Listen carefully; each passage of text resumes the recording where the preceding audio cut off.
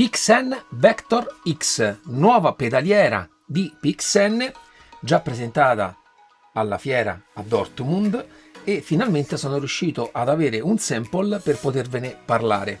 Vi manderò naturalmente vari video per farvela vedere, molto probabilmente i più esperti di voi avranno visto delle somiglianze. Ed effettivamente le ho viste anche io. Però su alcune personalizzazioni devo dire che PXN ha creato un qualcosa anche esteticamente molto bello. Potrete acquistare separatamente la versione 2 pedali e poi comprare separatamente il pedale della frizione. Nella versione 2 pedali all'interno troverete anche il base plate.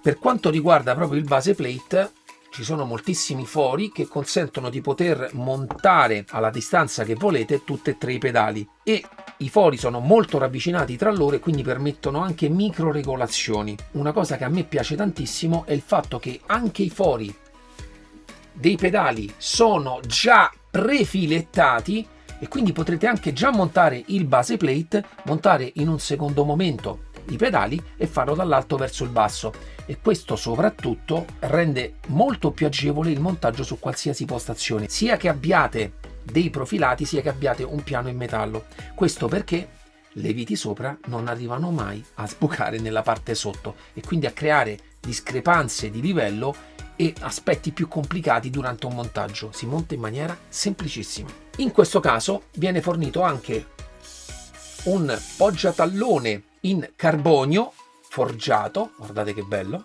L'unica cosa è che ha uno spessore da 3 mm e quindi nella parte centrale si va a bloccare ai 4 angoli, nella parte centrale rimane sospeso e quindi almeno con il peso del mio tallone un pochino, vedete, può flettere. Non è un particolare problema durante la guida, però volevo farvelo notare, ma volevo anche farvi notare che all'interno della confezione vengono dati altri 2 distanziali che sono gli stessi che si montano qui sotto agli angoli avvitati.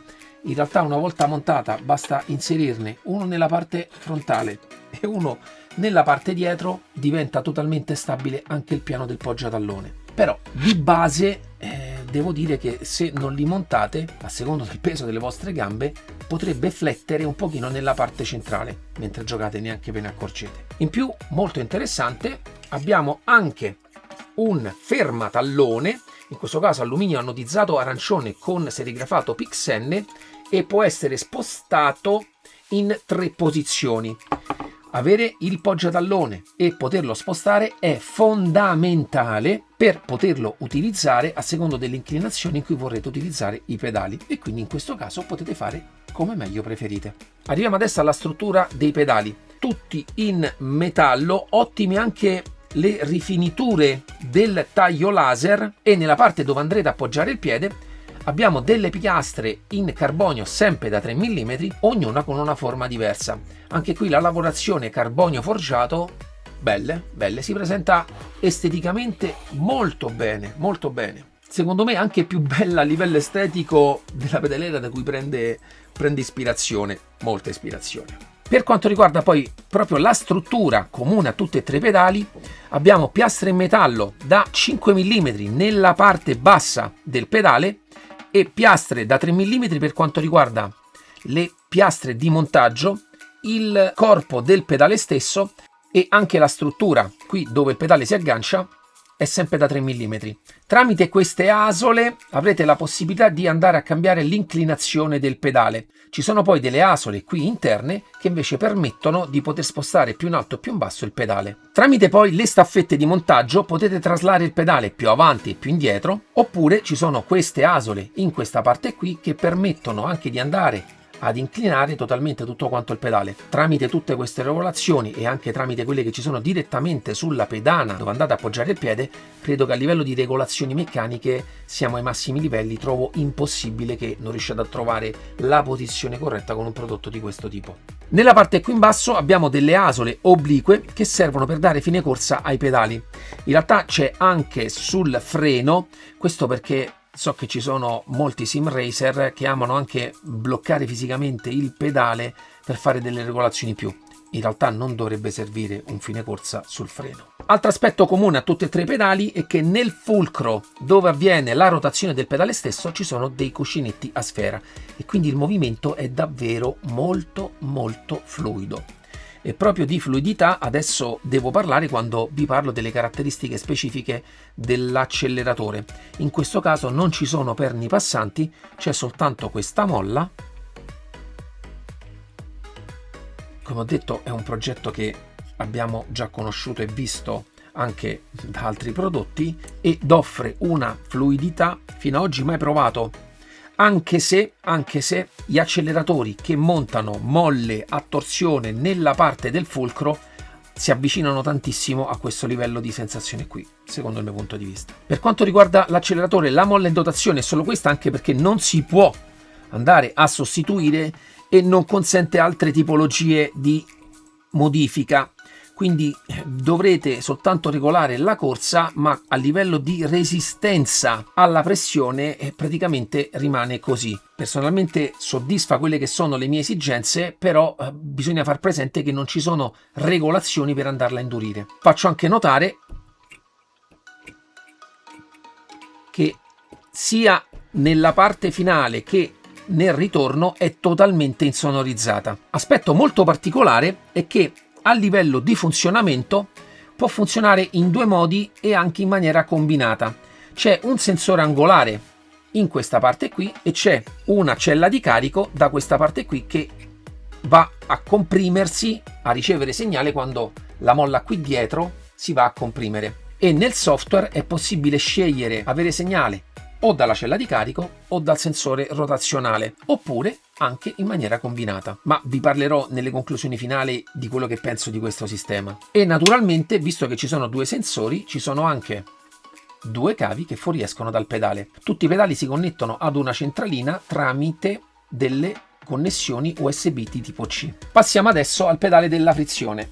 Funziona con un meccanismo con doppio step dato dal cambio repentino di inclinazione e di livello tra la parte frontale e la parte dietro. Ve lo faccio vedere, vedete? In questa parte qua si ammorbidisce. Io in questo caso ho anche accorciato un pochino la corsa della frizione e si evidenzia meno il doppio stacco.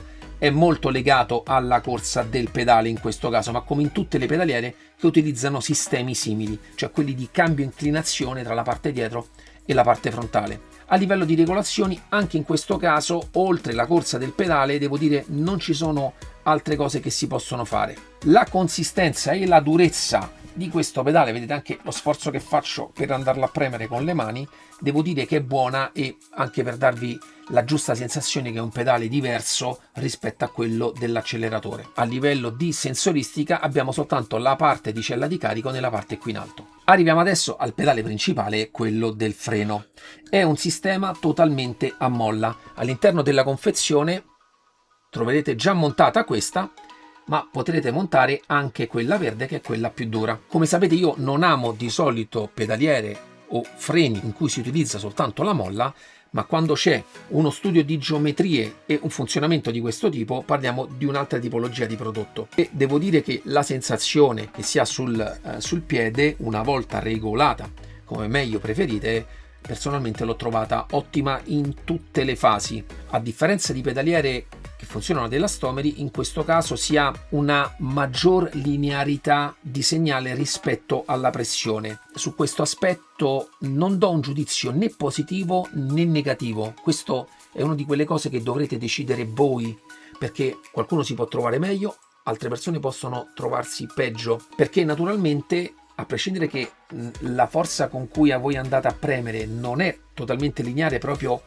per il suo funzionamento, adesso entrerò un pochino più nello specifico, comunque rimane molto più lineare rispetto a pedaliere che utilizzano diversi tipi di elastomeri, oppure più elastomeri e più molle, in cui si creano proprio meccanicamente dei livelli totalmente diversi durante la pressione. E si ha un indurimento molto più lineare, e anche a livello di segnale si ha un livello di segnale molto più lineare rispetto alla pressione. Quindi è un fattore di gusto. Comunque, per quanto sia una molla e quindi dovrebbe avere un comportamento quasi totalmente lineare, in realtà totalmente lineare non lo è.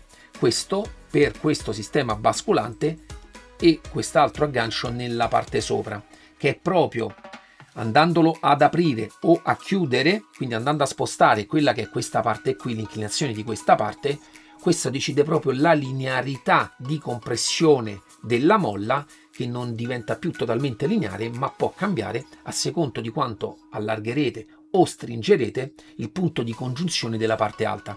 Questo perché il sistema dietro è un sistema basculante, ha un movimento più che proporzionale anche e soprattutto a quanto andate ad aprire e chiudere la parte alta, e questo offre effettivamente sotto il piede un'ottima sensazione. Non sembra di avere una molla, non esiste, cosa che a me per esempio non piace, un fine corsa totalmente secco, anche se volendo potete impostarlo tramite il fine corsa meccanico, ma anche nella parte finale potrete gestire sempre una durezza, una gestione della compressione massima molto interessante, e l'effettivo piacere sulla frenata personalmente lo trovo al pari di quello che si può avere anche con elastomeri, eccetera eccetera. Come ho detto, io ho cambiato subito la molla rossa, quella un pochino più morbida, rispetto anche a questa qui, quella verde, che è un pochino più dura. Io anche per far capire a molte persone che mi dicono quando gli arriva la pedaliera: ma non riesco a premerla con la mano. Neanche questa, sinceramente riesco a premerlo pochissimo, forse riesco a far fare 2 mm con la mano, ma con il piede si preme il pedale. È normale che sia così, perché poi una volta ben posizionato rispetto a quello che potete fare con la mano, gli imprimerete molta più forza. È totalmente personalizzabile tramite il loro software e ho fatto un video per voi. Eccoci adesso al software di configurazione della Vector X. Qui possiamo già vedere come lavorano i pedali. Possiamo scegliere diverse curve di segnale, questo per tutti i pedali. Sapete che io nella maggior parte dei casi amo e utilizzo delle curve totalmente lineari, e nel caso vado a lavorare sugli elastomeri, sulle molle, per creare una curva diversa di segnale, ma potete gestirvela come meglio credete. Anche per quanto riguarda la frizione, che ha un doppio step, quindi un doppio effetto alla pressione. Per quanto riguarda la calibrazione è molto semplice. Clicchiamo Calibrate, facciamo Start e qui selezioneremo il punto iniziale. Io consiglio sempre di appoggiare leggermente il piede sul freno e premere Set. Questo perché vi selezionerà già una zona morta quando voi sarete rilassati, magari con il piede appoggiato sul pedale. A quel punto clicchiamo Next e andremo a premere con quella che vogliamo sia la forza massima, e a questo punto clicchiamo Complete e avremo settato il nostro freno. Stesso discorso anche per gli altri pedali. Discorso leggermente diverso è per il pedale dell'acceleratore. Come già vi ho spiegato, utilizza sia una cella di carico, come per esempio viene utilizzata su tutte le pedaliere Usinkfield, ma ha anche un sensore angolare e quindi lavora in maniera molto più lineare rispetto a come potrebbe lavorare una cella di carico. Io ho utilizzato Mix, ma scegliete voi il modo che più preferite. Una volta fatta la vostra configurazione, potrete cliccare Save, dargli un nome e confermate. Setup completato. Vi faccio vedere soltanto quest'altra sezione Update. Nel caso fosse uscito un aggiornamento, vi basterà cliccare su questo pulsante e verrà aggiornato il componente. Penso, per quanto riguarda il software, di avervi detto tutto. Ciao ragazzi, bentornati. Come vi ho detto, da tutti i pedali escono dei cavi USB di tipo C che andranno connessi a questa scatoletta di controllo. Ci sono le connessioni per i pedali, in realtà ci sono anche altre connessioni, immagino in un futuro upgrade, per sistemi di vibrazione che si potranno montare su questa pedaliera. Attualmente ancora non so nulla. E nella parte dietro abbiamo un pulsantino di accensione, ma io l'ho lasciata sempre accesa. In realtà sul mio PC ho sempre una ciabatta principale con cui spengo tutte quante le cose, non mi sono mai messo a accendere e spegnere anche la pedaliera. Il connettore USB di tipo C, e poi c'è anche un connettore di alimentazione che servirà molto probabilmente ad alimentare la parte di vibrazioni. In questo caso è già fornito con una custodia in metallo, e queste asole potete andarla a montare sulla vostra postazione, magari nella parte sotto della pedaliera. E quindi arriviamo adesso alle conclusioni finali.